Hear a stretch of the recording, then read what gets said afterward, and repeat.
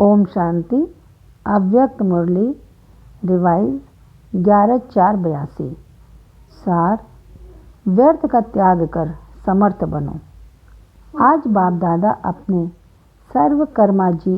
सर्वविकर्माजीत अर्थात विकर्म सन्यासी आत्माओं को देख रहे हैं।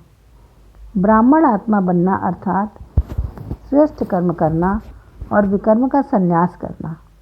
हर एक ब्राह्मण बच्चे ने ब्राह्मण बनते ही यह श्रेष्ठ संकल्प किया कि हम सभी अब विकर्मी से सुकर्मी बन गए। सुकर्मी आत्मा श्रेष्ठ ब्राह्मण आत्मा कहलाई जाती है, तो संकल्प ही है विकर्माजीत बनने का। यही लक्ष्य पहले सभी ने धारण किया ना।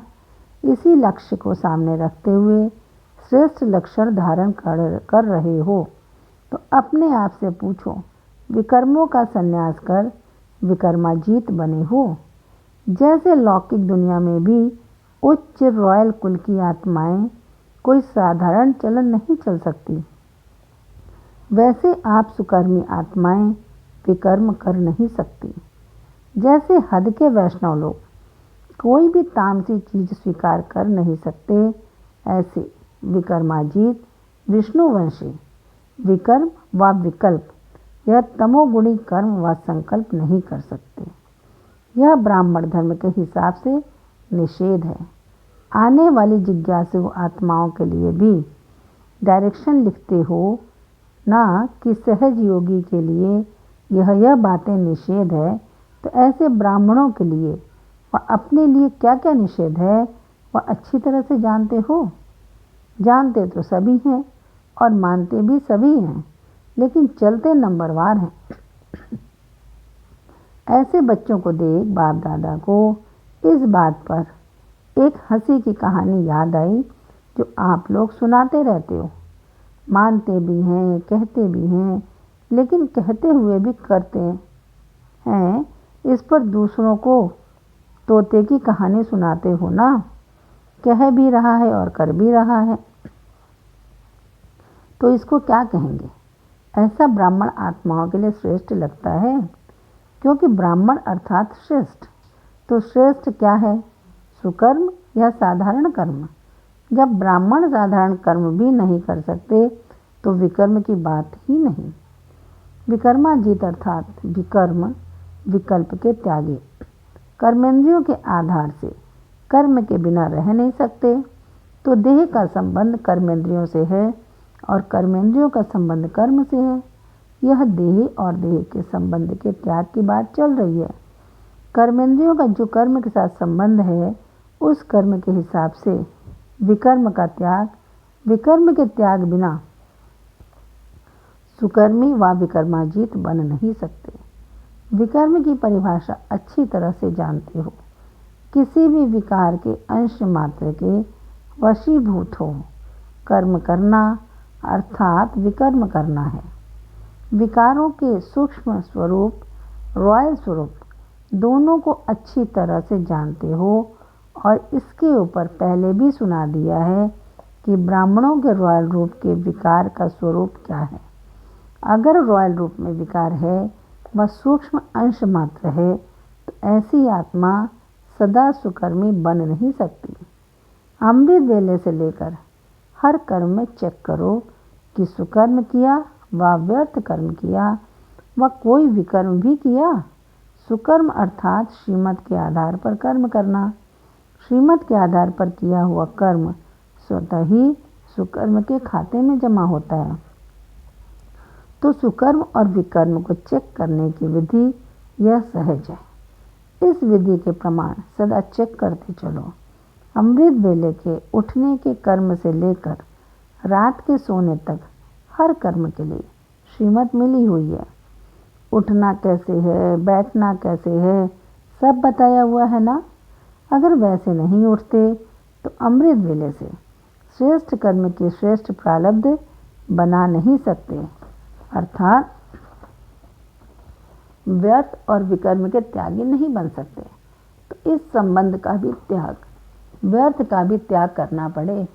कई समझते हैं कि कोई विकर्म तो किया नहीं, कोई भूल तो की नहीं, कोई ऐसा बोल तो बोला नहीं, लेकिन व्यर्थ बोल समर्थ बनने नहीं देंगे, अर्थात श्रेष्ठ भाग्यवान बनने नहीं देंगे। अगर विकर्म नहीं किया लेकिन व्यर्थ कर्म भी किया तो वर्तमान और भविष्य जमा तो नहीं हुआ। श्रेष्ठ कर्म करने से वर्तमान में भी श्रेष्ठ कर्म का प्रत्यक्ष फल खुशी और शक्ति की अनुभूति होगी।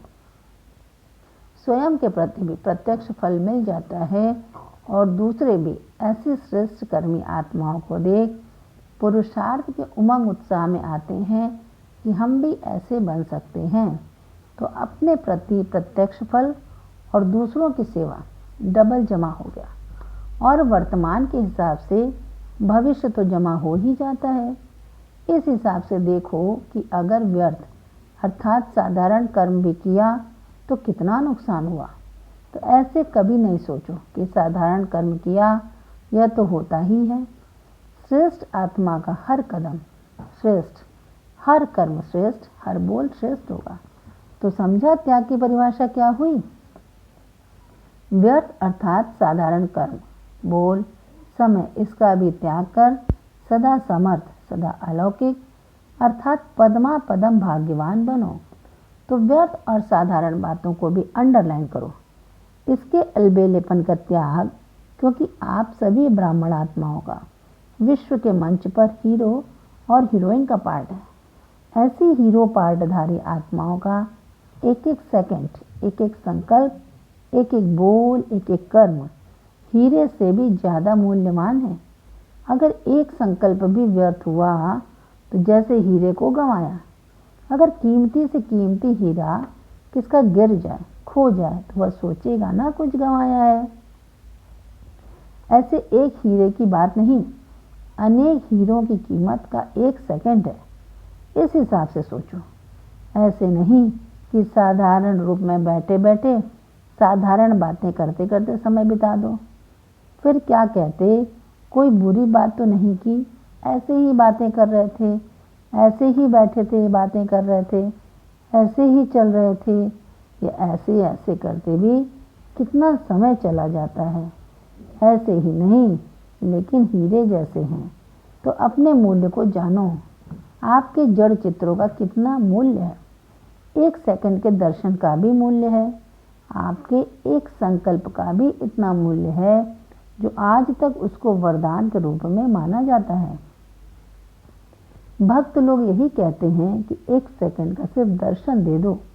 तो दर्शन समय की वैल्यू है, वरदान संकल्प की वैल्यू, आपके बोल की वैल्यू।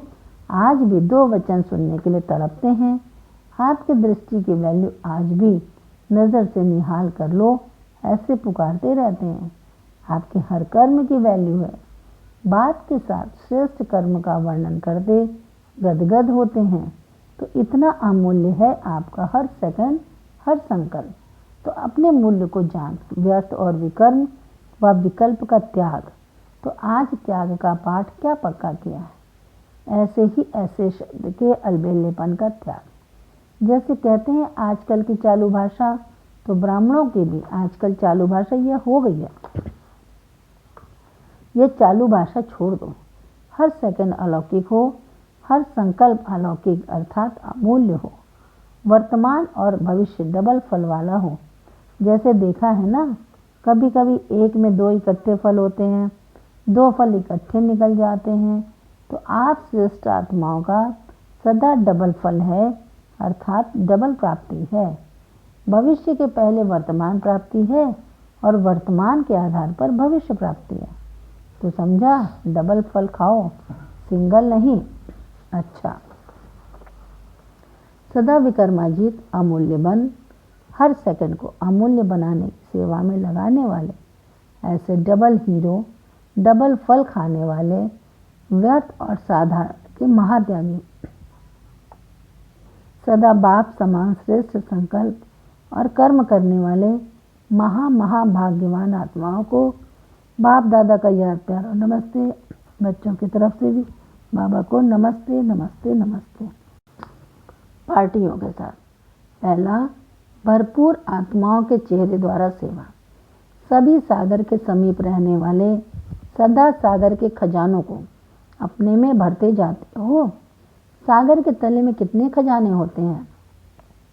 तो सागर के कंठे पर रहने वाले, समीप रहने वाले सर्व खजानों के मालिक हो गए। वैसे भी जब किसी को कोई खजाना प्राप्त होता है तो खुशी में आ जाते हैं।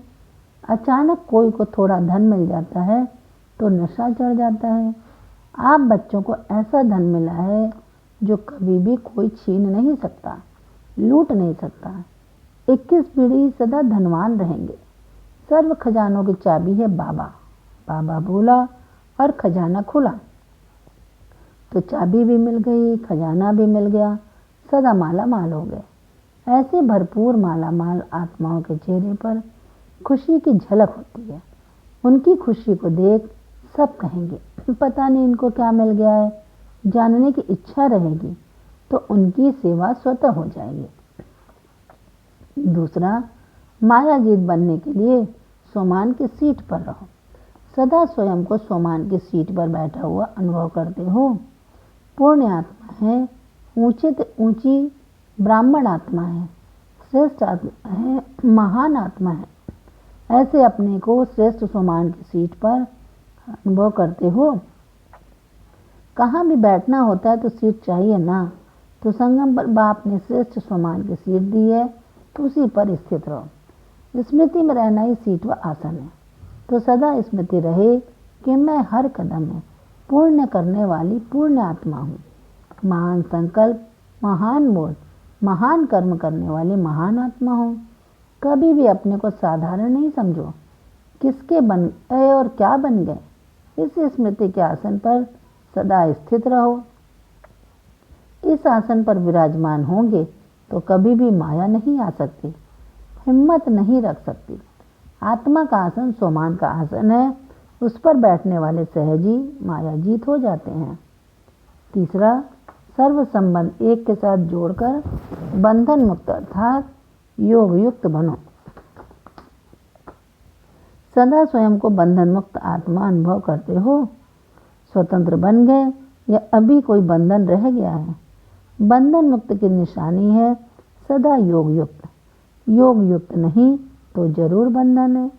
जब बाप के बन गए तो बाप के सिवाय और क्या याद आएगा। सदा प्रिय वस्तु या बढ़िया वस्तु याद आती है ना, तो बाप से श्रेष्ठ वस्तु या व्यक्ति कोई है। जब बुद्धि में यह स्पष्ट हो जाता है कि बाप के सिवाय और कोई भी श्रेष्ठ नहीं, तो सहज योगी बन जाते हैं। बंधन मुक्त भी सहज बन जाते हैं।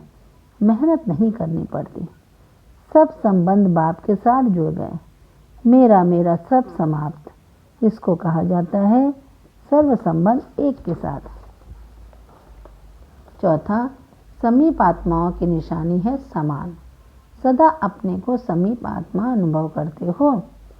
समीप आत्माओं की निशानी है समान। जो जिसके समीप होता है उस पर उसके संग का रंग स्वतः ही चढ़ता है। तो बाप के समीप अर्थात बाप के समान। जो बाप के गुण वह बच्चों के गुण, जो बाप का कर्तव्य वह बच्चों का। जैसे बाप सदा विश्व कल्याणकारी है, ऐसे बच्चे भी विश्व कल्याणकारी। तो हर समय यह चेक करो कि जो भी कर्म करते हैं, जो भी बोलते हैं, वह बाप समान है।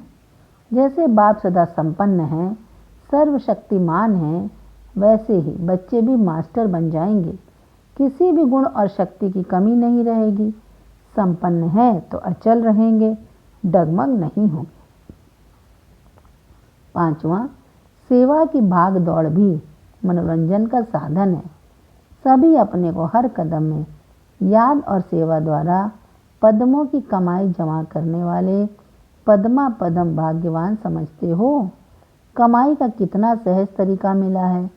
आराम से बैठे बैठे बाप को याद करो और कमाई जमा करते जाओ। मनसा द्वारा बहुत कमाई कर सकते हो, लेकिन बीच बीच में जो सेवा के साधनों में भाग दौड़ करनी पड़ती है, यह तो एक मनोरंजन है। वैसे भी जीवन में चेंज चाहते हैं तो चेंज हो जाती है। वैसे कमाई का साधन बहुत है। सेकंड में पदम जमा हो जाते हैं। याद किया और बिंदी बढ़ गई। तो सहज अविनाशी कमाई में बिजी रहो। पंजाब निवासी बच्चों को याद प्यार देते हुए बाप दादा बोले, पंजाब निवासी सेवादारी बच्चों को सेवा के उमंग उत्साह के प्रति सदा मुबारक हो। जितनी सेवा उतना बहुत बहुत मेवा खाने वाले बनेंगे। यह मेला तो विशेष बेहद की सेवा है। मेला अर्थात आत्माओं को मिलन कराने के निमित्त बन रहे हैं। बेहद की सेवा, बेहद का उमंग रख सेवा की है और सदा ऐसे उमंग उत्साह में रहते आगे बढ़ते रहना। बाप दादा जानते हैं, बहुत अच्छे पुराने पालना लिए हुए बच्चे निमित्त बने हैं। पुराने बच्चों का भाग्य तो अब तक शास्त्र भी गा रहे हैं और चैतन्य में जो नए नए बच्चे आते हैं वह भी उनका वर्णन करते हैं। तो ऐसे पदमपति बनने का चांस लेने वाले सेवादारी बच्चों को पदम गुणा याद प्यार।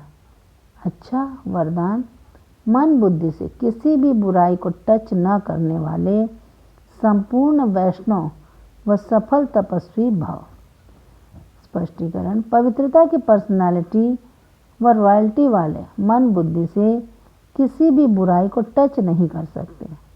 जैसे ब्राह्मण जीवन में शारीरिक आकर्षण व शारीरिक टचिंग अपवित्रता है, ऐसे मन बुद्धि में किसी विकार के संकल्प मात्र की आकर्षण व टचिंग अपवित्रता है।